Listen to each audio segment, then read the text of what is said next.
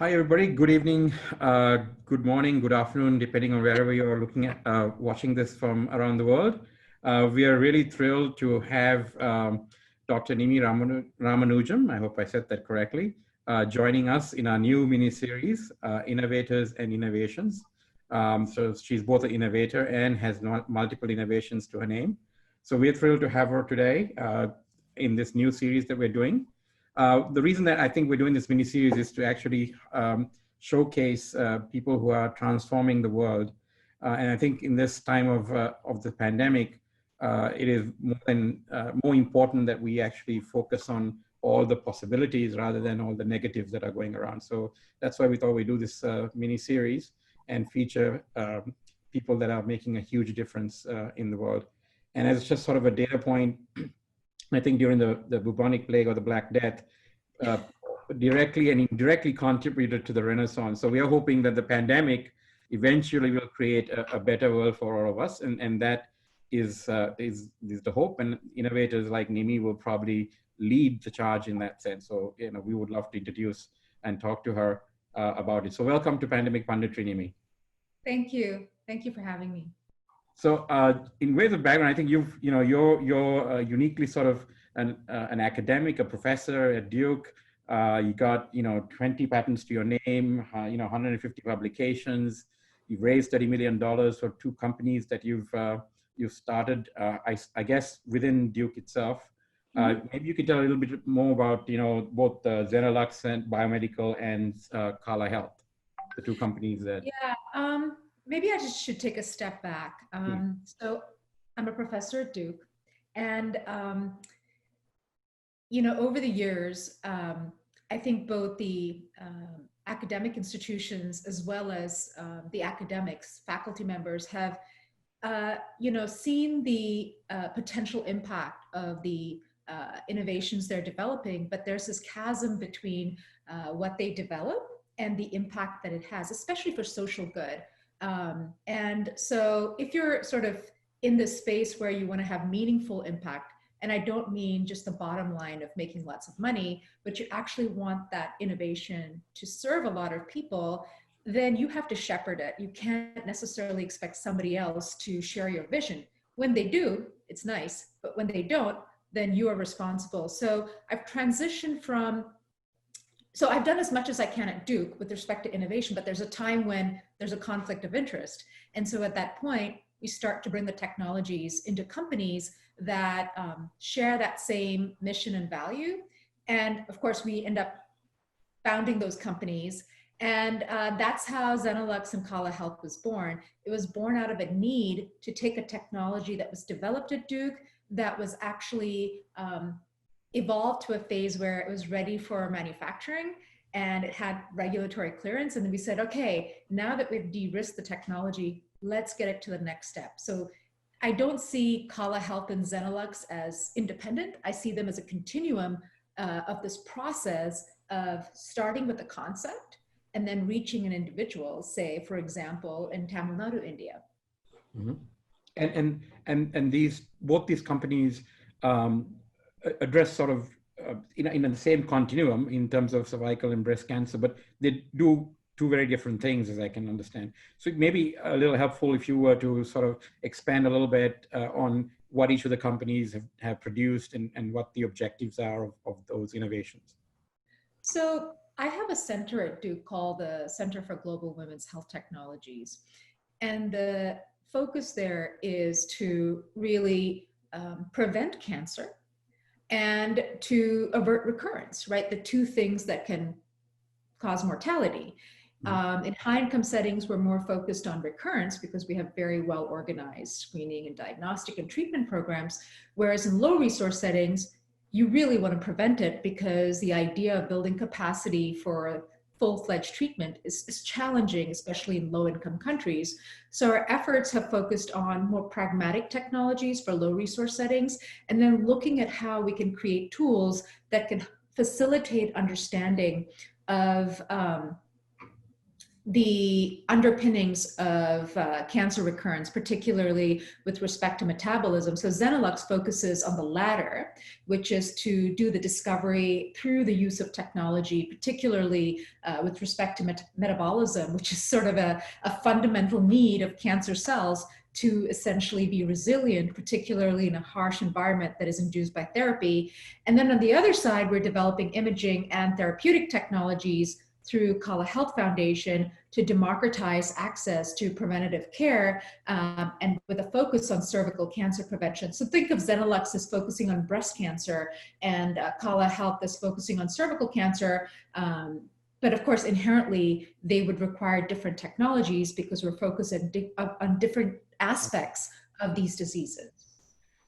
These are both precision sort of diagnostics, right? So and is the main sort of value proposition that these are significantly cheaper in terms of if you were to go to get a mammography or something like that, what is the sort of the equivalent in a more affluent country that somebody would use this for? Yeah.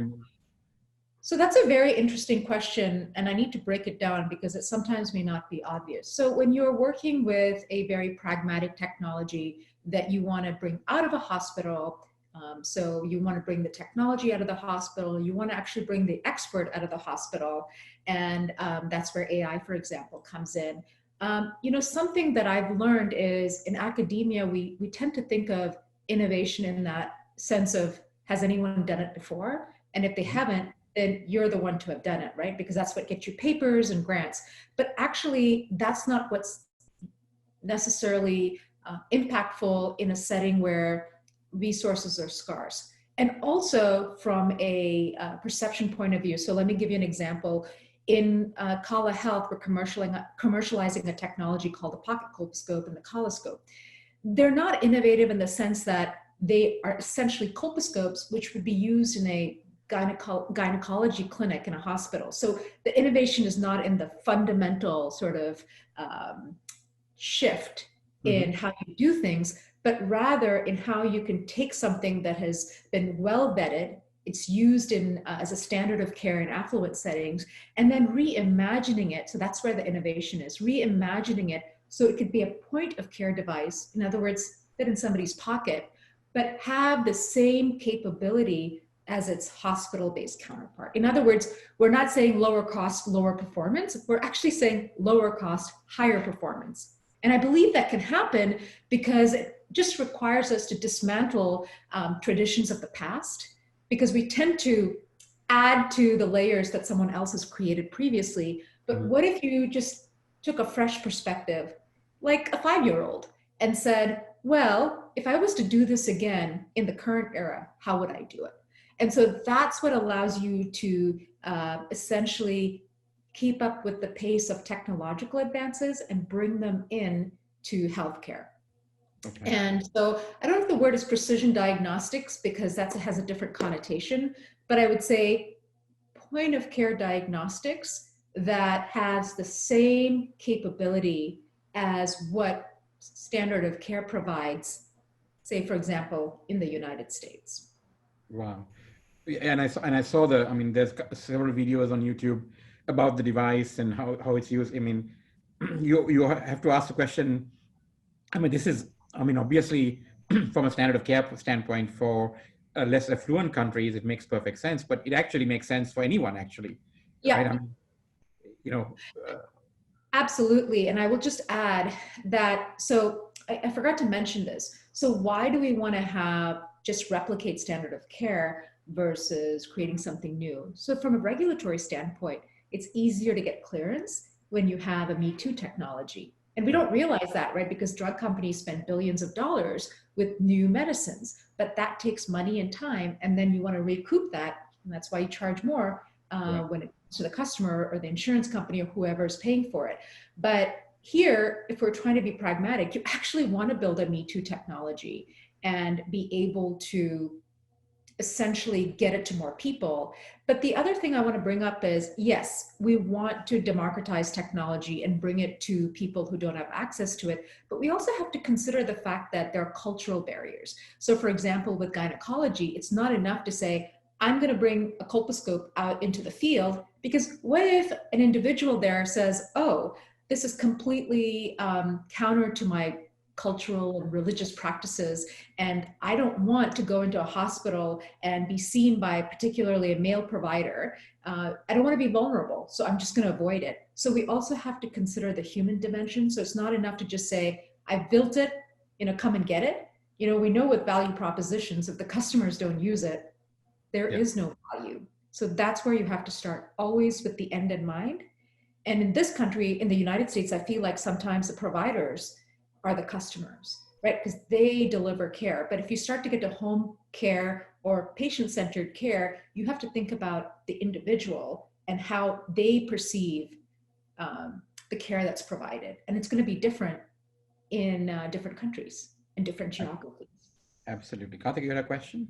Yes, so I'm just wondering, in your speech about democratizing health was just inspiring, by the way. But in your quest to do that, how do you hope to break such social cultural barriers in countries like Tamil Nadu or the African countries, etc.? Like, how do you hope to achieve that?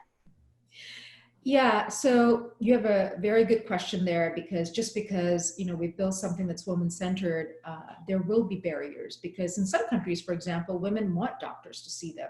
In other countries, they don't. So I think a big part of that is education empowerment. But I'll give you an example of introducing, for example, the woman-centered technology, which is essentially gynecology without a speculum, a pelvic exam without a speculum, in Peru and Ghana and the US.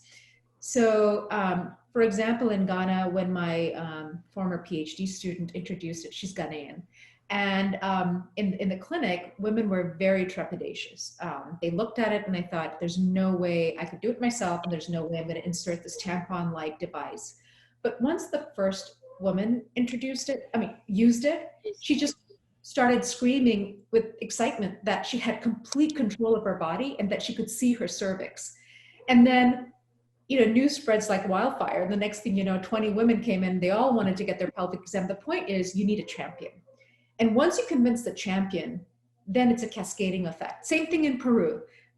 Once one woman tried it, everybody else did and did. In the end, they said, oh, we really want this technology. We really want you to have this be available to us, but here's some of the suggestions to make it even better. So both we got feedback, but as well as sort of endorsement of the technology. So it takes a few champions who the community can relate to and trust to bring that technology. So if we educate, it might not be as productive as someone from that community educating, sort of a peer-to-peer education.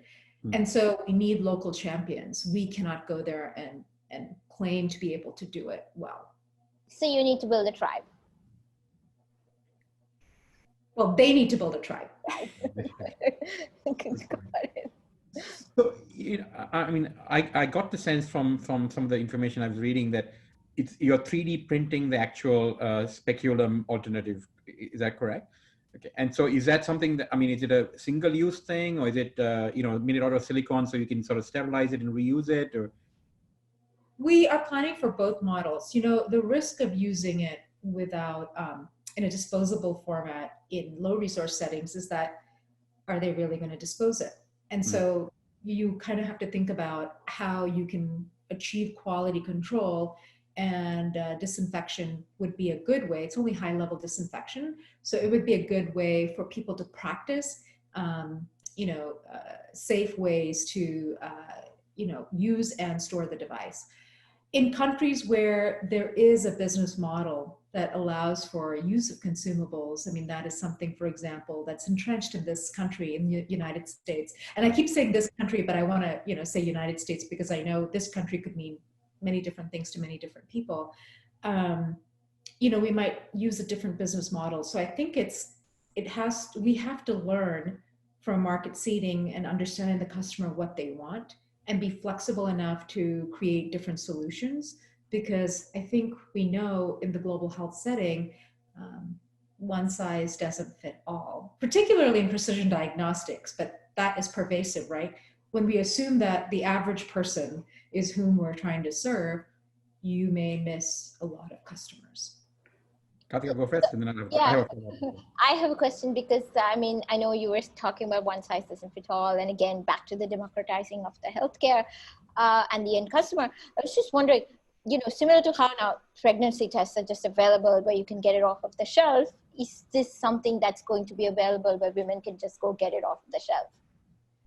I mean, ideally, so it's interesting that you bring up the pregnancy test. I actually wrote a blog on that. Perhaps you read it, and that's perhaps why you're bringing it up. And I guess I can bring it up again because I think it's such a poignant example of both the barriers as well as the amazing the innate ability of women to, you know, essentially do things that people never imagined they could do. And so Margaret Crane, who basically brought the pregnancy test to the masses, had a very difficult time doing that because, first of all, providers, you know, said, women can't do this. And the second is that people didn't want money to go elsewhere. And I feel like it's a very similar story every time you introduce a new, you know, women-centered technology. There's that, I've heard providers say, women will not do it. And others say, well, how will this affect the practice? So I think that our vision is that it will be similar to a pregnancy test in that women can, for example, in the United States could take, you know, have it on a shelf at CVS or as a prescription, you know, solution for, you know, screening for cervical cancer at home, or for that matter, looking at your cervix during labor, so you don't have to come to the hospital to have a physician tell you, oh, you can go home now because it's not real labor, it's a false labor. So there's many applications, but I think like the pregnancy test, it's going to take time. It's going to take time for adoption.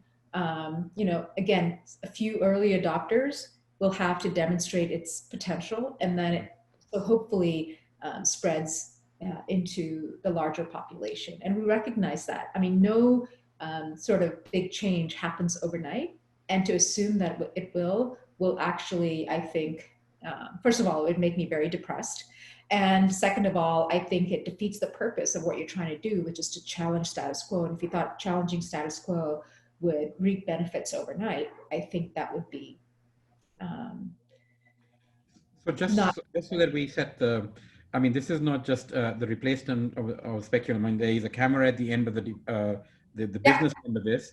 There's a app, I'm assuming, with artificial intelligence running so that it can actually detect whether you have cervical cancer, right? So there's a lot of intelligence and technology and science built into this. So you're essentially replacing that pelvic exam that, you know, most women I know hate to do, you know, on the stirrups, and, it's just, they all complain about how cold it is, right? I mean, I personally have nothing to relate this to, but I've been around enough for this to know. So it is not a very pleasant. If you've ever had a mammogram, Lavi, you would know why women complain. Right. So you have this, you know, very invasive kind of thing going on, and you're not in control. The doctor is, and usually it could be of any gender. So I think this is, I see that whole point about democratization. I see the ease of use. So, you know, like a breast self-exam that, you know, most women do and men are supposed to do a similar thing. I think this would be something, I mean, are you seeing the vision that this will be something that, you know, will be a part of a home medical kit, and that, you know, women give themselves a self-exam, cervical self-exam that will then have all the intelligence of a specialist to see whether you've got signs of That's the vision, and thank you for clarifying that. It is really a colposcope and an expert and the speculum all packaged into one. And they will be introduced in different phases because not everything can be introduced at the same time. But we also have a clinical version that's used for the speculum. So again, we're providing options. We recognize that patients can come to the clinic, they want to do it at home.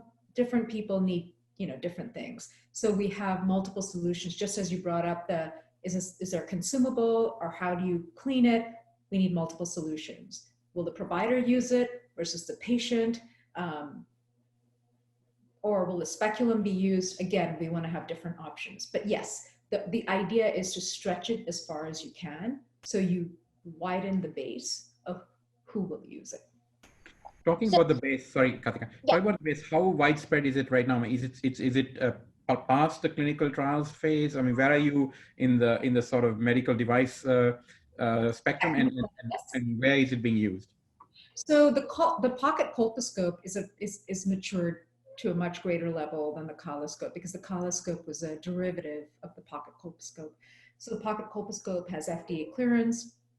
It's gone through multiple clinical studies and trials. We still continue to do it because I think clinical trials are important from an academic perspective. It's not just enough to say the technology works. We've demonstrated that, but there's a whole other piece about implementation. How does it fit within the workflow? What is the cost effectiveness? What is the incremental cost effectiveness? What is the the quality of life and life years saved? So there's many other questions that will be important from an adoption perspective, especially at the public sector level. That's what we're doing now. We're asking some key questions relative to standard of care in an overall health framework. Whereas before, we had to prove that the technology was equivalent to standard of care. So there's multiple phases, and we don't need that for FDA clearance, and clearly we have it. What you need it for is acceptance by ministries of health or the private sector that says, why should we use this over what we do? And you have to make, again, it's a value proposition. How do they benefit? How do the customers benefit? How do the providers benefit? How does the public sector benefit, et cetera? Kathy, you got a question? Yeah, so I was really interested because I know we were talking again back to the democratization of health. Suddenly, once you get to that critical mass, you have all these people, women using these devices and the app detecting all of this information. So obviously with the big data angle of it all, you suddenly from a research perspective have so much of information that's going to help you find a cure. Yeah, I mean, the big data is going to help us initially to hone in on the accuracy of the algorithm. And in other words, you're sort of iterating on it in real time once you have some foundation. So that's where it's going to increase the precision of diagnosis. The good news about cervical cancer and why we're tackling this problem is they're proven solutions. So we know what can be done, but our goal is to think of how what can be done could be packaged in a different way that could be more accessible and that could be more patient friendly. So that's the good news about cervical cancer. We know exactly what needs to be done. It's a question of how do you make it cheaper, but also how do you make it something that non-expert providers can use in a community health setting or in a level 1 health center or level 2 health center. So that's the idea. For example, breast cancer is a different kind of problem. There are still issues with the discovery aspect, but in cervical cancer, I feel like that's a low-hanging fruit, and we need to almost show that that works before we can get to a harder problem. So the Zenalux technology, that's using biophotonics, right? So spectrometer technology. So you're non-invasive. You're sending, light rays, UV light rays, I guess, and then reading the bounce backs. Just explain, just for all the lay people, and myself included in that, how that would work. So you would hold it against the breast or breast tissue, or how? Yeah, it's actually, I should clarify, it's a preclinical device. So what we're doing is, for example, you might have an animal model that essentially, not simulates, but goes through the different phases of, you have a primary tumor, you bludgeon it with some sort of treatment, let's say chemotherapy or some sort of molecular therapy. Most of the cells are killed, but some cells basically, resist treatment, and then they sort of lay dormant under the radar and they come back. So we're very interested in that window. So what we want to do is look at different metabolic endpoints that can tell you something about how the tumor cells eat and how they survive, how they generate energy. And there are indicators or contrast agents that do that. But then you need a technology that can actually measure that quantitatively. And you want to measure the multiplicity of endpoints at the same time. So what we've developed is both an imaging technology and a spectroscopic technology. But the way spectroscopy works is you send in light of a particular wavelength or different wavelengths, and then it interacts with molecules in the tissue. So for example, if you're looking at absorption, you're looking at the loss of light. If you're looking at scattering, you're looking at the bouncing of light before it comes out. And with fluorescence, you're essentially looking at the change in color because of energy transfer and losses. So the point is, you can essentially tune your optical method to the type of contrast you are seeking. And in this case, we're looking at fluorescence. And by essentially measuring that signal coming out, you can model it. So we have developed a series of Monte Carlo models, which essentially kind of follow the photons as they travel through tissue. And then basically, once you have the observation, they then use an inverse model to get the underlying tissue properties, which then report on the signals that you're looking at. So it's more of a physical mathematical model. It actually describes the actual events that happen in tissue compared to, for example, machine learning algorithms, which look for patterns and then makes a decision, which those features might be empirically determined, you know, for example, in the case of cervical imaging, but here it's based on physical principles. And so what you're measuring and what you're getting is related directly to the underlying features that relate then to the dormancy of the tumor that we're trying to characterize. So just to give you a little bit more detail on the dormancy picture, because I think it's kind of interesting, is, you know, Warburg, who got the Nobel Prize, said, oh, cancer's like sugar, right? So it has a sweet tooth. And that was the belief for many years, but now we're finding out that when cancers are deprived of sugar or go through therapy, they switch to eating fats, for example. Some breast cancers do. And so they basically, you know, take the resources from fat cells, and breast cancer is full of fat cells, or at least the neighboring tissue, and then they change the substrate, which is the fats, and they go through a different pathway for metabolism. So targeting glucose is no longer of interest. So what I'm saying is we don't know what proportion relies on sugar versus fats, but it's important to study metabolism because you can get a sense of that picture, which now people have to do by cutting tissue and then measuring it one tissue at a time, whereas now we can dynamically look at that process. So it tells you what the transient changes are and can look at multiple endpoints at the same time. So this technology is actually, it's unlike the previous one we talked about. It's not actually, it's not replacing, it's actually a whole new way of diagnostics, right? I mean, this has nothing to do with making an older combination of things easier and more democratized. This is actually a whole new therapy or diagnostic technology altogether. Yeah, and just to make the point, it's preclinical, right? So you obviate the need for regulatory clearance, which is often what makes a technology very expensive and takes a long time. Like, for example, there are two types of regulatory clearance, broadly speaking, in the US. There's the 510K, where you can be a Me Too technology. You don't have to have any clinical data. You just have to show you're a Me Too. And then you have something like the Zenoscope, where if it's used in patients, it would go through what's called a pre-market approval, which, you know, it's this much paperwork and lots of money. So we specifically targeted preclinical models, but our vision is to take that knowledge and maybe ultimately use an imaging system and some sort of organoid, which is basically a scaffold on which you can say take patients' cells, much like you do with patient-derived xenograft models, you know, animal models where you take patient cells and then you look at various phenomena with that. But that's expensive and has a low yield. So we want to take these organoids and essentially harvest patient cells and then sort of track the entire process from, you know, primary tumor to dormancy to recurrence in that very simplistic model, and then use imaging to essentially track what's happening in a patient without being in a patient. And that too can be, you know, go through a simpler regulatory process. So we're very mindful of being not having to go through an onerous process to get these solutions to impact patients. So we focused on the preclinical space with new technologies and the clinical space with more of the Me Too technologies.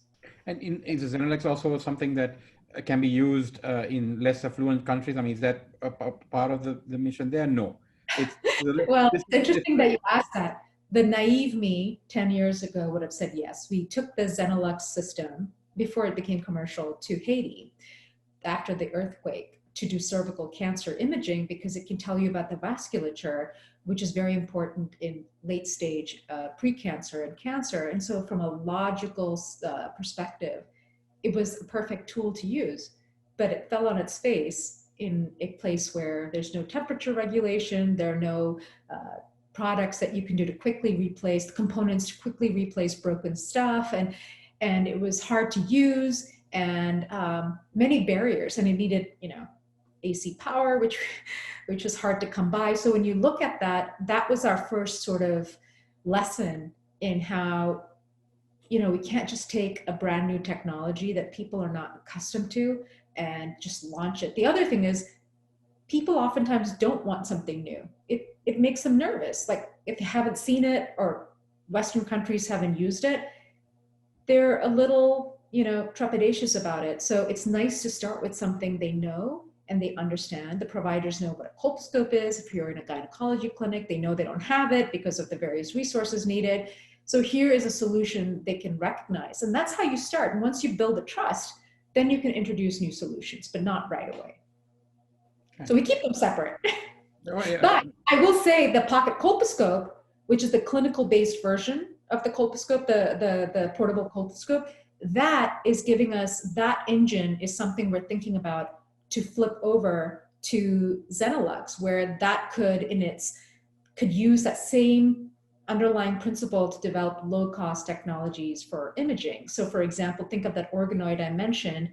In the clinic, we're not going to use the fiber-based technology. We're going to take the pocket colposcope, rejig it, and then use that as a very simple microscope to look at these samples on a scaffold. So I think we can have interchangeable technologies, but right now it's a one-way street.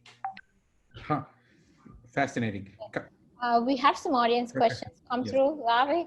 One from Mohan. Hi, Mohan. How are you? He's a very regular question person. Yes. And in this case, he has a personal connection. So, is this process at Duke also an experiment in how academics can lead innovation to the markets and hence change how academics approach research and ideation?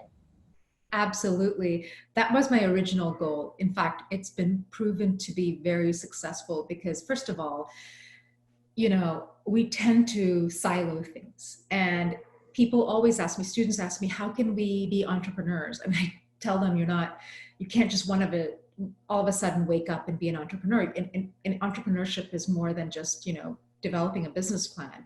It's understanding the problem and being able to implement that in a very systematic way. And as I said, it's a continuum. So that has been actually the most exciting part, because if I relied on the technology being successful, I think I'd be very disappointed because many things fail. But what I know won't fail is the knowledge transfer and the practical experience they get working on the solutions. The other interesting things is, we always talk about the representation of women and minorities in engineering. Well, this is a great way to get them in. If they understand personally what these problems are, they're more likely to be engaged. And I always think of engineering as more of a tool, just like you might have paint brushes and canvas, but what you create is yours. And so I try to make them think of engineering that way, because engineering and STEM are dirty words to many people, right? They create tension and intimidation. And so the way I think about engineering, and I was a reluctant engineer myself, is it's just a tool. There are social science tools. There are many types of tools, business tools, but at the end of the day, how do you use them to make life better? And so I tell them, you don't have to be an engineer. You can be someone who graduated from comparative studies. You can be someone that graduated from neuroscience. Nothing prevents you from being an engineer, because what you're essentially doing is saying, I want this, and I might use an arsenal of tools of which one is engineering. And I also feel personally that at a time now when we have so much access to sort of basic knowledge, we also have to create an environment where students have to have a reason to come to school. I mean, why don't they just learn everything online? It's likely the future for a good amount of time. And so how do we give them authentic experiences that allow them to tie all these concepts into a package that allows them to think about the fact that, A, I know how to use these tools in a way that yields some kind of something of value. And second, I can be a lifelong learner because I can learn different tools and be able to use them. So I think there are many merits to bringing the idea of commercialization entrepreneurship into the academic setting. And to Warren's point, this sense of ideation is also something that is based on a paper or some sort of theoretical framework. Here's a problem, and then here's the solution. And I was very much like that. And then you realize you have the solution, but is that what the customer needs and wants? Are they willing to pay for it? And that's why the ideation phase has to really begin with the customer in mind. And we call that, and it's not my term I coined, but human-centered design. And you use that with students when you're teaching, but you also use that in product development. And so can we use that underlying principle in whatever we do? And that, I think, makes you more successful in getting the products to the people who need them in ways that they would actually use them.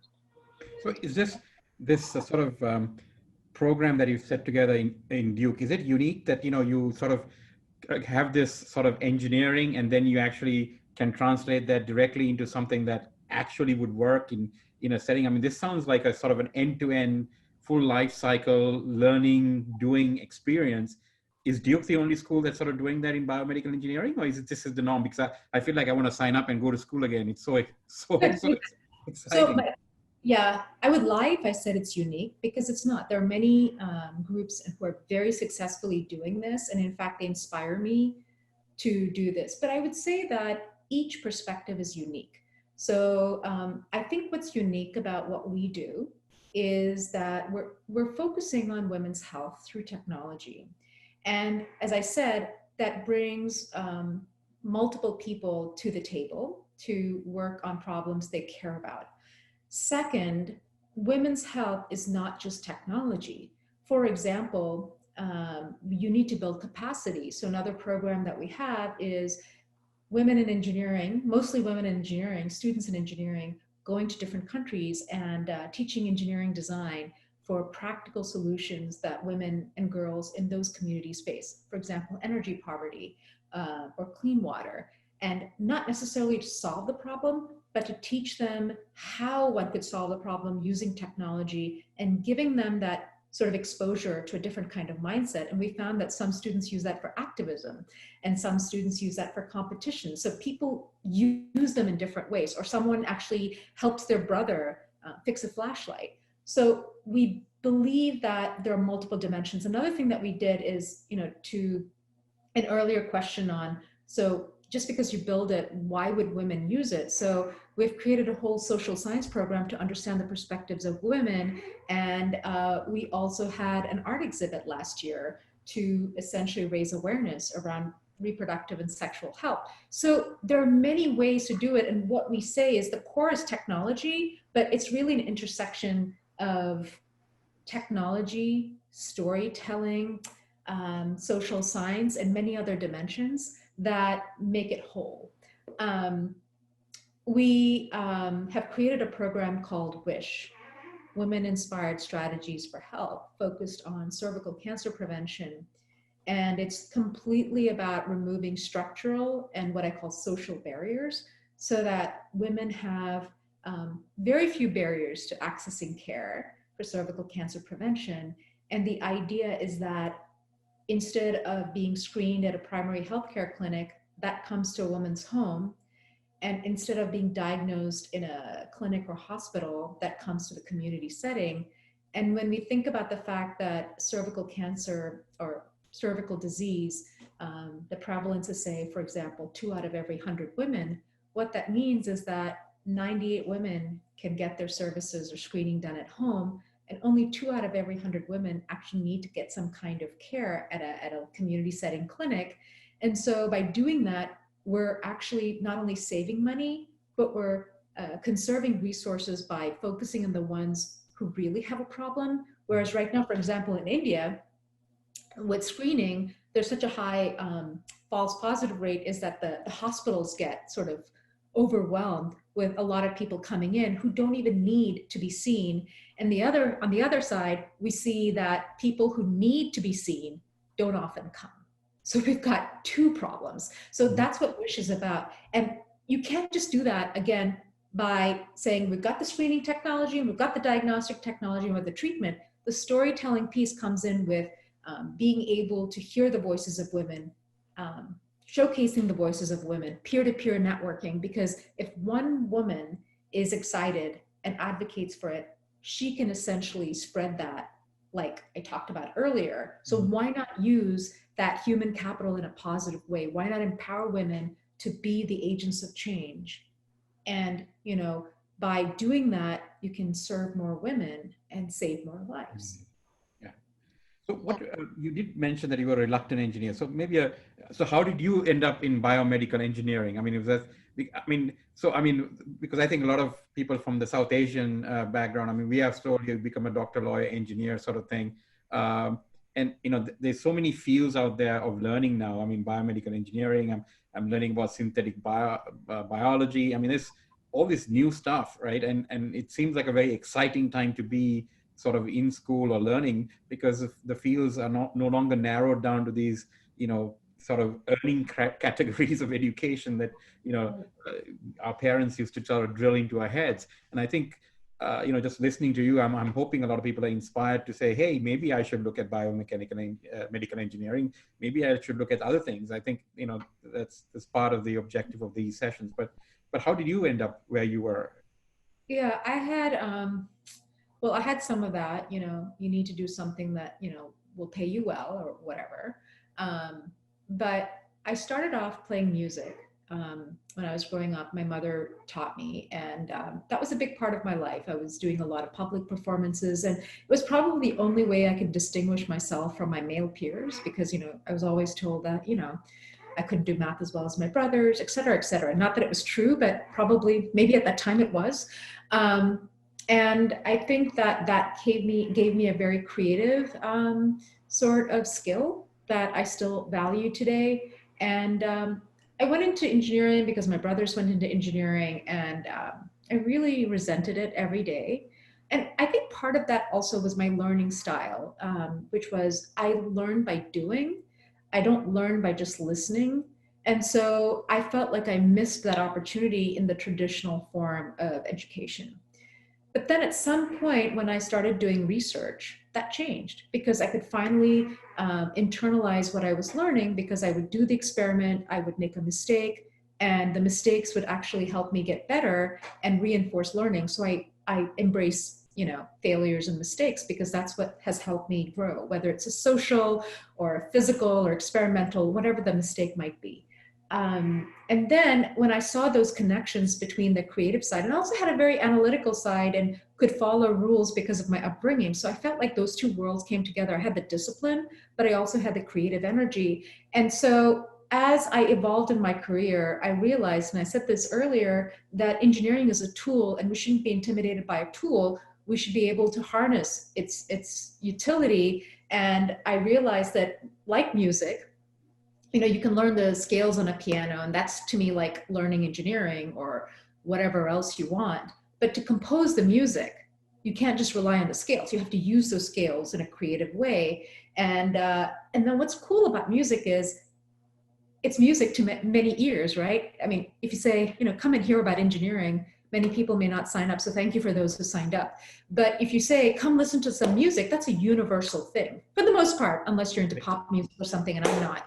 But the idea is that music is pervasive. And I thought to myself, if I can use engineering to compose creations, and those creations are something people can connect with, then maybe I can impact more people, you know, create a like-minded community. So I use music and art as an analogy, because to me, everything is about music. I have a piano next door, and I play really badly. My kids play much better, but I just teach myself. Not that I want to be a pianist, but because I think that every time I'm writing a grant and I go to the other room, it's like meditation, right? I'm playing, I'm focusing, I'm basically learning something new.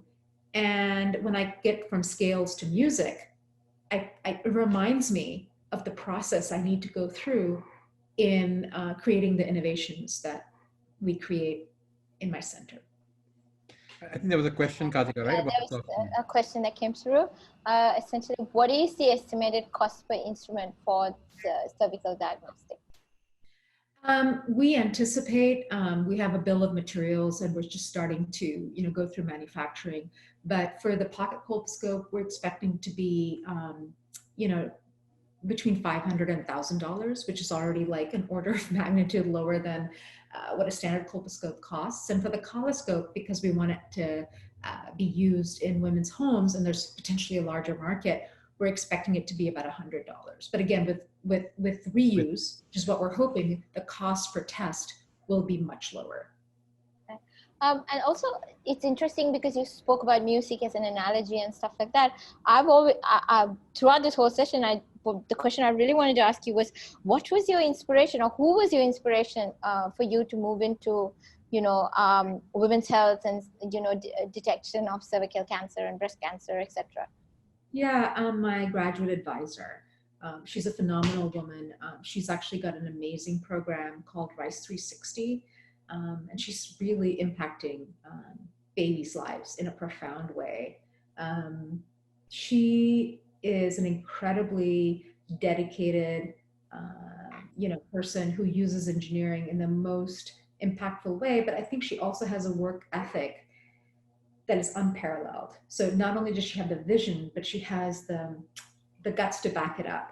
And I think you learn by watching those role models. And she's not, arrogant. She's very humble. And so you would never know that she's all of these things. Her name is Rebecca Richards-Cordham, and she is the director of Rice 360 at Rice University. I highly encourage people to check her and her program out. And I think that she, amongst others, are the inspiration for me to do what I do. In fact, my first women's health research was done under her guidance. And then ever since then, I've sort of used that as inspiration to create my own programs. So yeah, I would say that she is one of several people that I look up to. I mean, there are others, obviously, over the course of your career that inspire you. So she was definitely one of the early ones.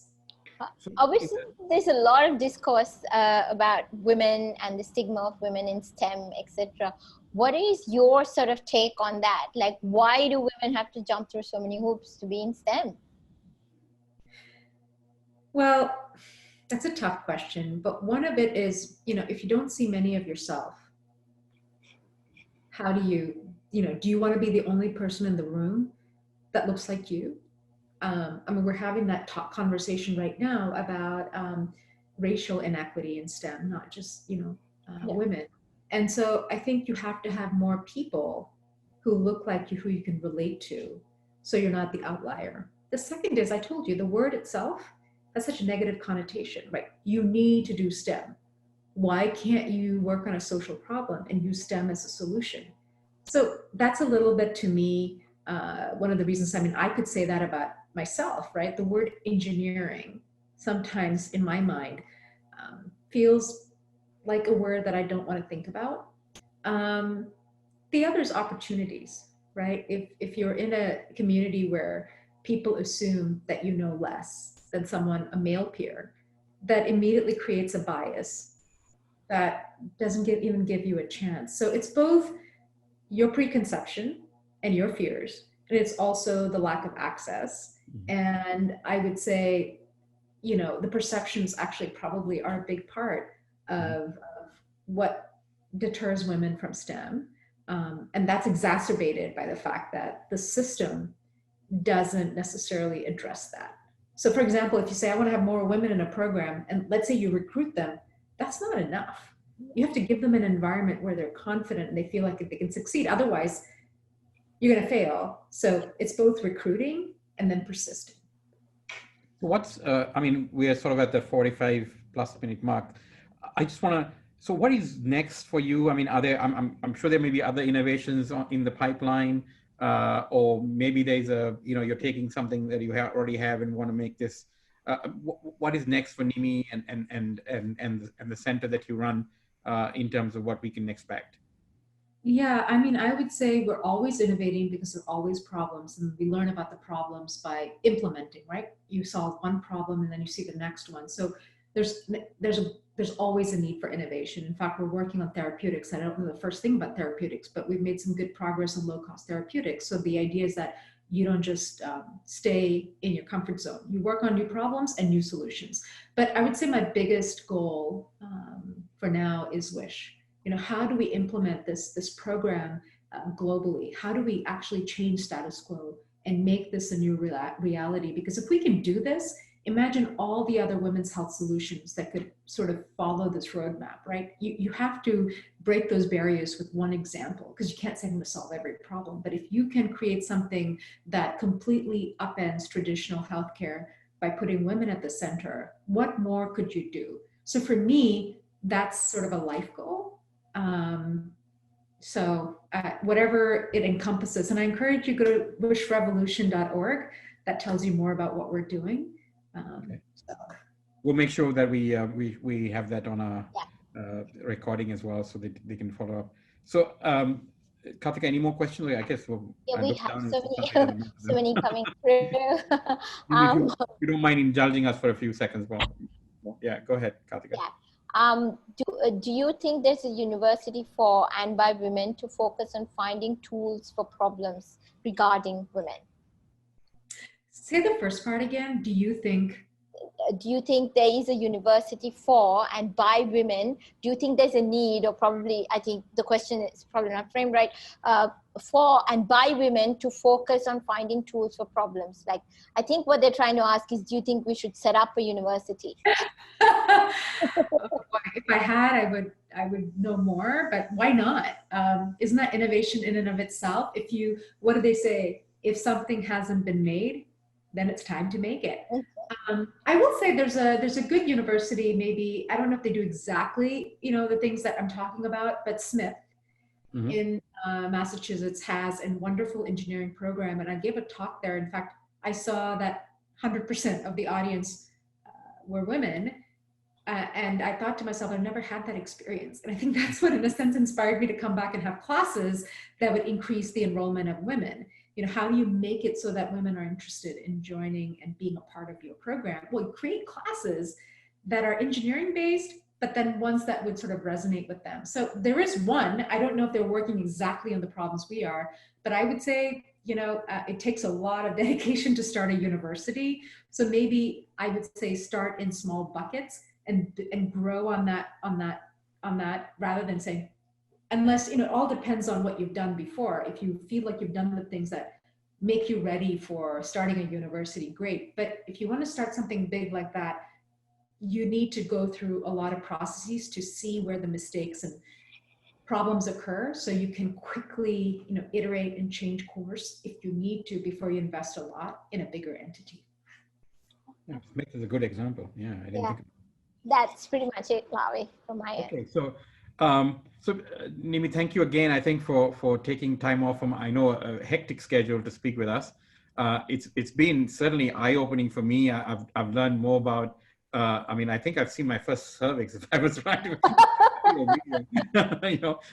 Fascinating as that is. I think, it's tremendous that how we take so many things for granted. I was just thinking as you were talking, and especially about the cervical self-screening, that, not only men, I haven't seen one, but most women who actually have that in their bodies haven't seen one. And, it's part of a sort of a process that they go through, part of their, sort of the health routine. And many women haven't seen it. It's the person looking in.